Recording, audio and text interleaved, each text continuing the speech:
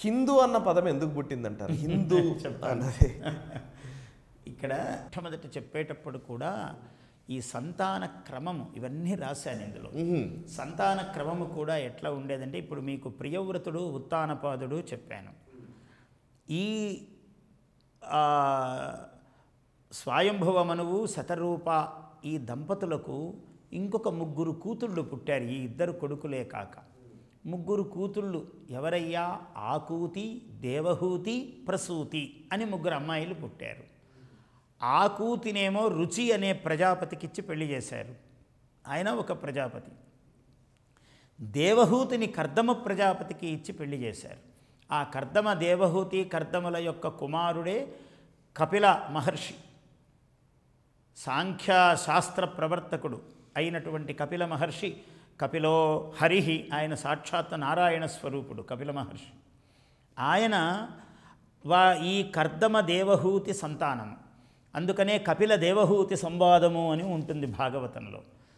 దేవహూతి కపిలుడు పిల్లవాడు పుట్టి గర్భోత్పత్తి పిండోత్పత్తి ఎలా మొదట కర్కంధు అయి, భాగవతంలో తెలుగు భాగవతంలో కూడా వాడు కర్కంధువు అంటే రేగుపండు, 3వ నెలలో రేగుపండులాగా పిండము ఉంటుందట. ఓకే. తర్వాత కరచరణాది అవయవములు ఏ మాసములో ఏమేమి ఏర్పడతాయి, 9 నెలలు, అదంతా దాని యొక్క పద్ధతి, క్రమము, ప్రాసెస్ అంతా చెప్పాడు ఇందులో. అప్పుడే భాగవతంలో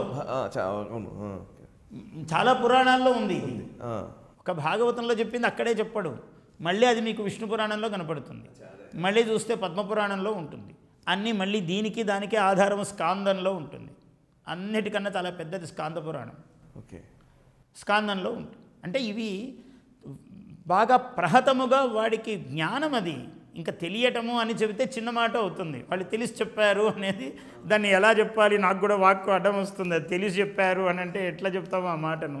అంత సర్వతోముఖమైనటువంటి జ్ఞానము. పిండోత్పత్తిని చెప్పాడు.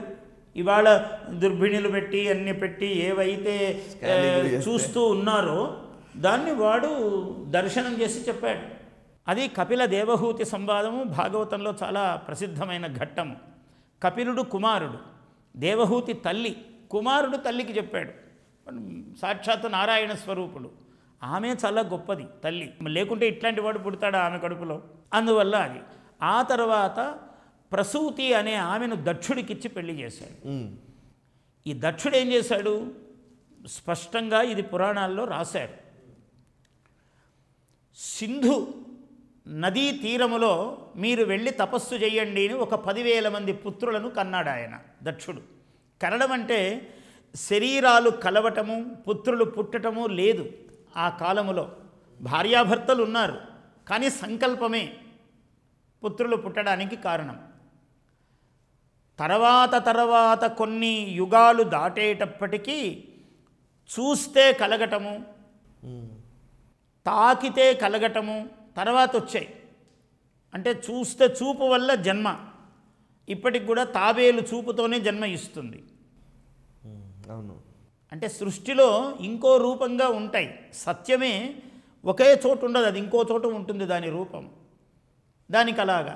అందుకని వ్యాసుల వారు మీకు తర్వాత యుగాల్లో పుట్టినప్పటికీ వ్యాసుడు పుట్టటమే, ఆయన కమండల్ వక్షసూత్రములతో ఇలా పుట్టాడు వ్యాసుడు. నీలగిరీంద్ర శృంగమున నిర్మలమైన ప్రభాత వల్లరీజాలమువోని అని అన్నాడు.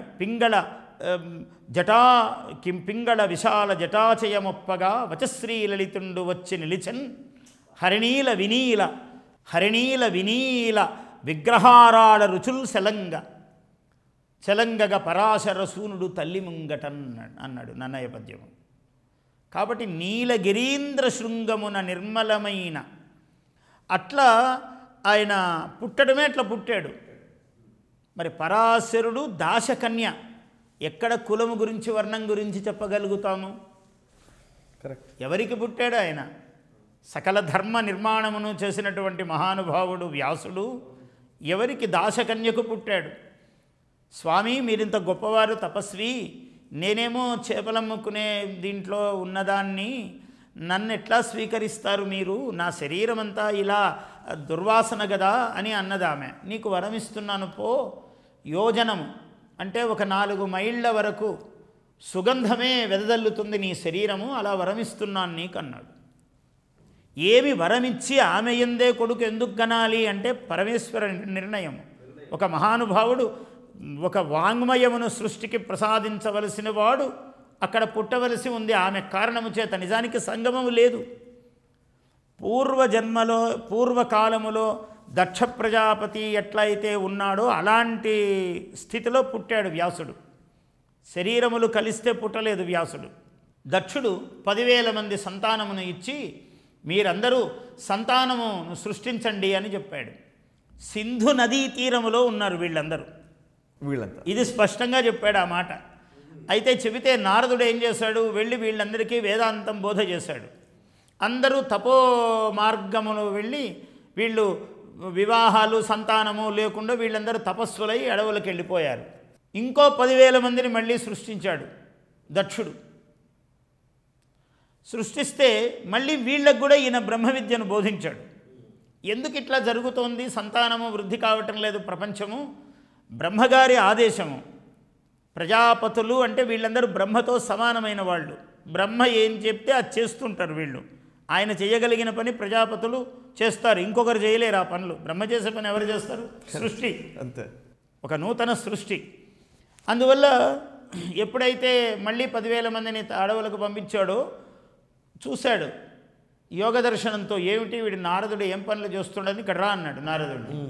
పిలిచి నిన్ను శపిస్తున్నాను, నువ్వు ఊళ్ళన్నీ తిరుగుతూ ఉండు, ఎప్పుడూ కూడా ఒక చోట స్థిరత్వం లేదు, పో నీకు చంచల బుద్ధివై తిరుగుతూ ఉండు, ఈ ఊరు ఆ ఊరు అన్నాడు.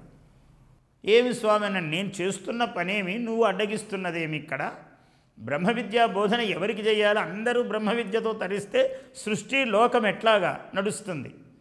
అందువల్ల లోక విరుద్ధమైన బ్రహ్మశాసనమునకు విరుద్ధమైన పని చేసావు నువ్వు, అందువల్ల శపిస్తున్నాను అన్నాడు. సరే శాపం తీసుకున్నాడు. ఆ తిరగడంలో ఏదో నాకు కొంచెం వెసులుబాట్లు ఇవ్వండి అంటే, నారాయణ స్మరణం చేస్తావు పో నిరంతరము, నువ్వు మహర్షివి అని అన్నాడు. సరే అలాగా ఈ సింధు నదీ తీరములోనే మళ్ళీ సంతానము ప్రారంభమైంది. ఎప్పటి మాట ఇది? ఆ సింధు హిందూ అనేది ఎవడో పలకలేనివాడు పలికినాడన్నది కాదు. కాలక్రమేణా వర్ణ వ్యత్యయం. కశ్యప అన్నది పశ్యక అని ఎట్లన్నాము? వర్ణ వ్యత్యయము లక్షణం అది. అది జాతికి, జీవకు, ప్రకృతికి ధర్మము. కొంచెము అక్షరము వ్యస్తము కావటం అన్నది ప్రకృతిలో సహజ లక్షణం. అది ఓకే, అట్లాగే వచ్చింది, అలా వచ్చినది అది. అందువల్ల ఆ రాక అది హిందుహు అని వచ్చింది. అది వాడెవడో తిట్టాడని, వాడి భాష ఎంత, వాడికి తెలిసిందెంత, వాడి తిట్టు ఎంత, అందులో అది అపదార్థం, అసలు పదార్థమే కాదు. వాడెవడో మాట్లాడలేని వాడు ఉండొచ్చు లోకంలో, వాడేదో అని ఉండొచ్చు, వాడి కోపము ఉండొచ్చు, తిట్టి ఉండవచ్చు గాక, కానీ అది లెక్క కాదు ఇక్కడ, దానితో సంబంధం లేదు. ఎవడో కోపం వచ్చి తిడితే ఏదో నువ్వు తిడితే తిట్టును కూడా ఒక మంచి అమృతాయమానంగా మలచవచ్చు నీకు శక్తి ఉంటే. ఇది సహజముగానే మంత్రం, అది కరెక్ట్. అక్కడ సింధు నదీ తీరములో పురాణములలో స్పష్టంగా చెప్పాడు దక్షుడు. ఆయన సింధు నదీ తీరానికి వెళ్ళి మీరందరూ ఇలా ఈ సృష్టి క్రమమును పాటించండి అని చెప్పాడు. అంటే జాతి మొత్తము మానవ జాతి మొదలైంది ఇక్కడ. మానవుడన్నవాడు మనువు నుంచి పుట్టినవాడు మానవుడు. ఓకే, దాన్ని అర్థం చేసుకోలేకుండా మనం మనువాదము నిందిస్తే ప్రయోజనం లేదు. నువ్వు మనవుడే, నువ్వేం పైవాడివి కాదు, నువ్వు ఆయన మనవుడివి. తాతను తిట్టుకుంటూ కూర్చుంటే ఎట్లా? నువ్వు మహానుభావుడివి, నువ్వేం మామూలు వాడివి కాదు. నువ్వు తెలుసుకో ఆ సంగతి. కరెక్ట్. ఎవడో నిన్నేదో తక్కువ చేస్తున్నాడు, వాడేదో నాకు, అసలు నీకు ఆ భావన ఎందుకు? నువ్వే మహానుభావుడివి, నువ్వేం తక్కువ వాడివి కాదు. చేస్తే నీ జన్మ ఏ కోసాన తక్కువది కాదు. ఎవరు చెప్పారు నిన్ను తక్కువని? ఎవడికి చెప్పడానికి అర్హత ఉంది? నీవే మహానుభావుడివి, నీ పుట్టుకే గొప్పది. అందరి పుట్టుకలెట్లో నీ పుట్టుక అట్లా గొప్పదే. తక్కువని ఎవడికే అనడానికి అర్హత లేదు ఈ భూమండలంలో. కాబట్టి మనువు యొక్క ముని ముని ముని ముని ముని ముని ముని మనవాళ్ళం అందరం ఇందులో ఉన్నాము. అందువల్ల హిందుహు శబ్దానికి నేను రాశాను, చాలా అనేక శ్లోకాలు రాశాను, అందులో ఒక్క శ్లోకం చెప్తాను. చెప్పండి. హిందువు అన్నవాడు ఎవరు అంటే హింస్రం దుర్గే వదునోతి. హింస్రం అంటే హింసించే వానిని దుర్గవలె దునిమానేవాడు హిందువు. హిందు. హిమం ఇంకొక ఇది. ఇట్లాంటివి ఒక 30 చెప్పాను. అందులో నేను అనేక శ్లోకాలలో అభివర్ణించాను. ఎవడు హిందువు, ఎందుకు హిందువు వాడు.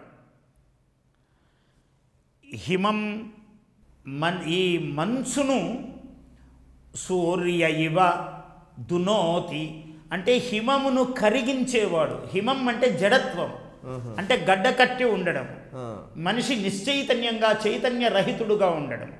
ఆ కరిగి చైతన్యమును కలిగించేవాడు హిందువు.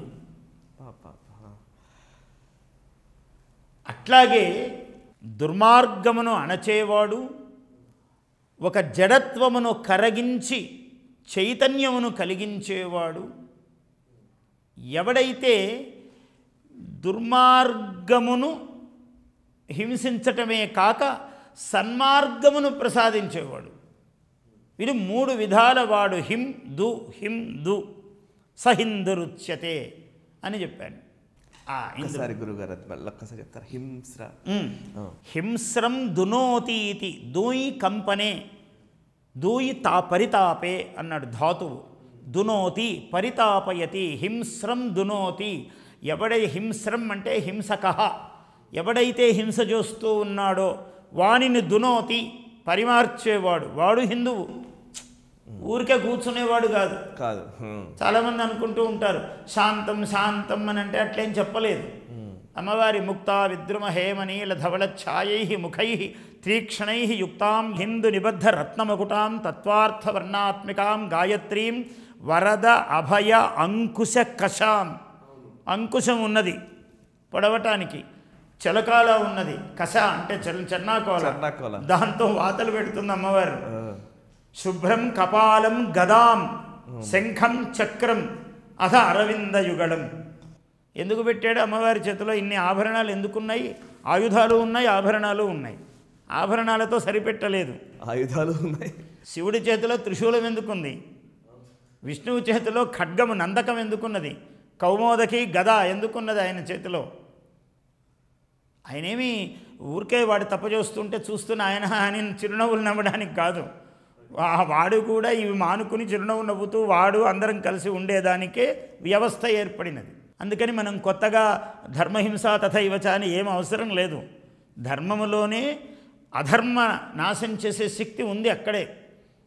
అందుకనే ఎవరేం చెయ్యాలో అది మళ్ళీ. అందుకే బ్రహ్మదేవుడు ఆయన ఒక క్షణం పాటు ఇలా లీలా నిద్ర చెందాడట మహావిష్ణువు. కల్పాంతే కొంచెం ఇట్లా నిద్రపోతూ ఉన్నప్పుడు ద్వామిమౌ అసురౌ, సప్తశతి చండీ సప్తశతిలో చెప్తాడు. ద్వావిమౌ అసురౌ, 2 పుట్టారు. ఏమిటయ్యా అంటే విష్ణుకర్ణ మలోద్భవౌ, విష్ణు కర్ణములో నుంచి, విష్ణు కర్ణములో ఉన్న మాలిన్యము నుంచి 2 పుట్టారు. వాళ్ళు రాక్షసులు. పుట్టి బ్రహ్మదేవుని దగ్గర ఉన్న వేదాలు ఎత్తుకుపోతూ ఉన్నారు. బ్రహ్మ మీదకి యుద్ధానికి పోయారు. ఆయన పాపం యుద్ధం చేసేవాడు కాదు. ఆయన స్వరూపం బ్రహ్మ, ఆయన జ్ఞానప్రదాత. ఆయన యుద్ధం చేయడు. మరి యుద్ధం చేయకపోతే ఎట్లా? మరి ఆయన ఏమైనా చేయొచ్చా వీళ్ళు? అట్లా అమ్మవారు దేనికి ఉన్నది? అమ్మవారు ఉద్భవించింది. నిద్రాం అతుల తేజస, విష్ణువు యొక్క నయనముల నుంచి, కన్నుల నుంచి నిద్రాస్వరూపిణి అయి అమ్మవారు ఉద్భవించింది. ఆమె తేజస్వరూపిణి. ఆమె ఉద్భవించి వీళ్ళిద్దరి రాక్షసులను మట్టుబెట్టింది ఆమె. వాళ్ళు ఎంత కొడుతుంటే మళ్ళీ తయారవుతున్నారు. ఏమిటి అన్నారు. ఏం కావాలన్నారు.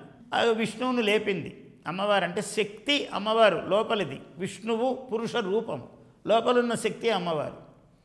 కాబట్టి నిద్ర లేపితే ఆయన లేచాడు.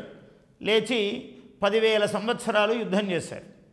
చేస్తే వాళ్ళు అన్నారు వరగర్వముతో, దుర్మార్గులు ఎప్పుడు ఇట్లనే ఉంటారు, వాడు నీకే నేను ఇస్తాను అంటాడు.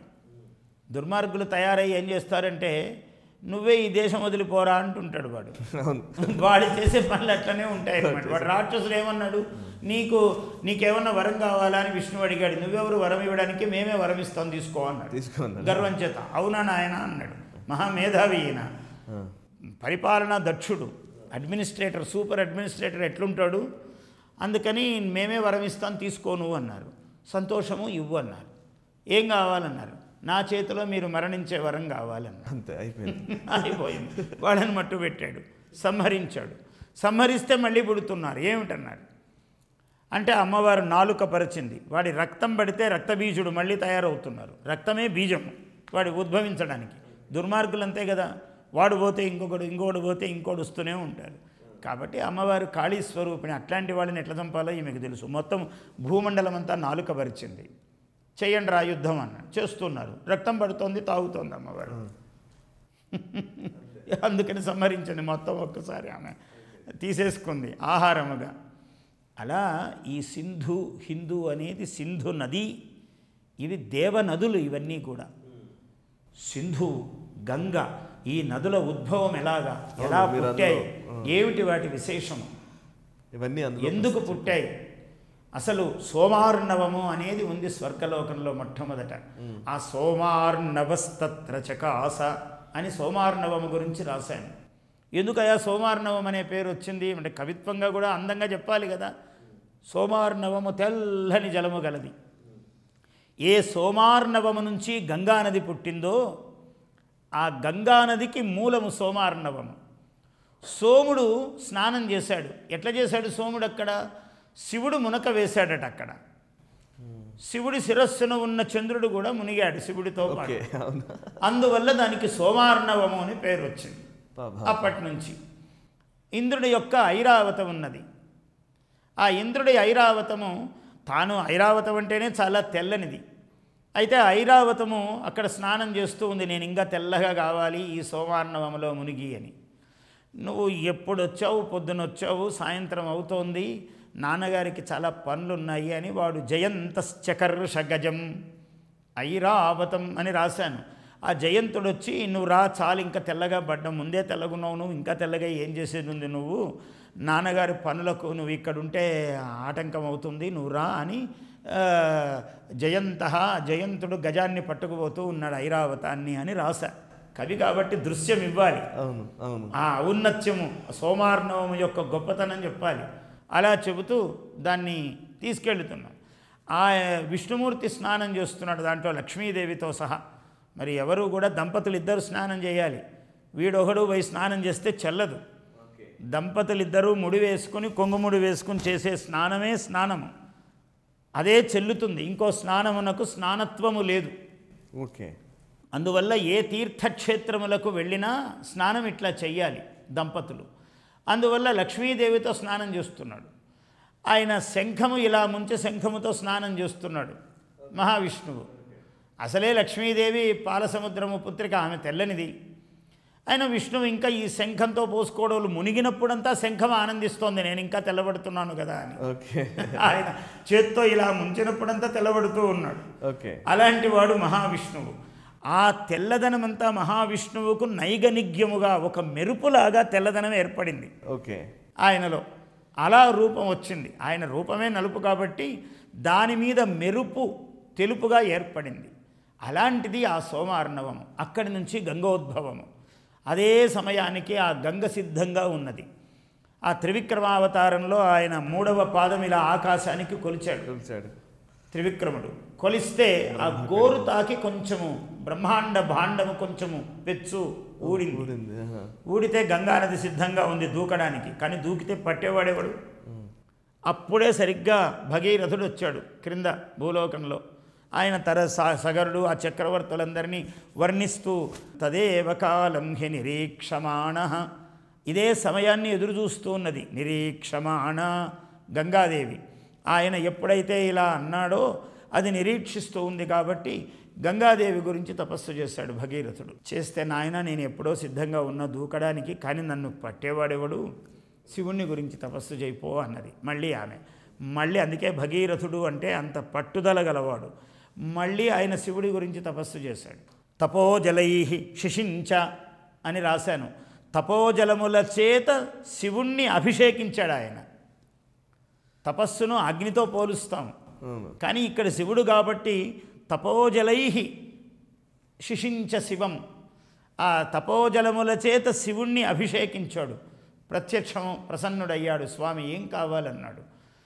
గంగ దూకితే శిరస్సున అనుగ్రహంతో పట్టుకోవాలని అడిగాడు. అప్పుడు ఆయన జటామండలిని విస్తరింపజేసి గంగా దూకితే పట్టుకున్నాడు జటామండలిలో. అక్కడి నుంచి ఒక చిన్న భాగం వదిలాడు. ఆమె గంగా మందం అకతి ఇది మందాకిని, మెల్లగా ఆమె సాగుతూ ఉంటుందట, అందుకని మందాకిని. అక్కడ భూలోకములో గంగా, పాతాళములో శైవ భోగవతి బభూవా. భోగములంటే పడగలు, అది పడగలు ఇలా దూకినట్లుగా ఉంటుంది ఆమె. పాతాళ లోకంలో రసాతలే భోగవతి బభూవ, ఆమె పడగలు దూకుతున్నట్లుగా ఉంటుంది కాబట్టి పాతాళములో భోగవతి అయ్యింది ఆమె. ఒకే పేరే 3 లోకములలో. అదే కాకుండా త్రిపథగా అని పేరు ఆమెకు. 3 పథముల యందు సంచరించగలది అని గంగానదికి పేరు. మామూలుగా నీళ్లు కిందికి ప్రవహిస్తాయి, గంగానది కిందికి మాత్రమే ప్రవహించదు. ఇలా ప్రవహిస్తుంది, ఇలా ప్రవహిస్తుంది, ఇలా ప్రవహిస్తుంది. అందుకని గంగకు త్రిపథగా 3 పథముల యందు వెళ్ళగలదు గంగానది. ఆమెకున్న గొప్పతనం అది. ఇలా రాగలదు. ఏమున్నది, మీరు భూమి తవ్వితే ఇట్లా వస్తుంది జలం పైకి, ఆశ్చర్యం ఏం లేదు ఇందులో. కరెక్టే కరెక్టే. ఇలాగా దూకుతుంది తెలుసు, పై నుంచి దూకింది, పాతాళ నుంచి పైకి వస్తుంది, పక్కకి ఎట్లాగా పారుతోంది. వినగా మొదట ఆశ్చర్యం కలుగుతుంది, కానీ సమన్వయం చేసుకుంటే ఇందులో ఆశ్చర్యం ఏం లేదు. కరెక్ట్. ఇటువంటి సమన్వయమే విశ్వభారతంలో చేశాం. అద్భుతంగా మనకున్నటువంటి జ్ఞానభాండాగారం. నిజంగా నిజంగా నిజంగా. ఈ వీడియో మీకు నచ్చినట్టయితే లైక్ చేయండి, 10 మందికి షేర్ చేయండి. అలాగే కామెంట్ల రూపంలో మీ అభిప్రాయాలను మాతో పంచుకోండి. Nationalist hub group of channels ను సబ్స్క్రైబ్ చేసుకుని తెలుగునాట జాతీయవాద జర్నలిజాన్ని ప్రోత్సహించండి. ఈ వీడియో కింద ఉన్న బెల్ ఐకాన్ పై క్లిక్ చేయడం మర్చిపోవద్దు.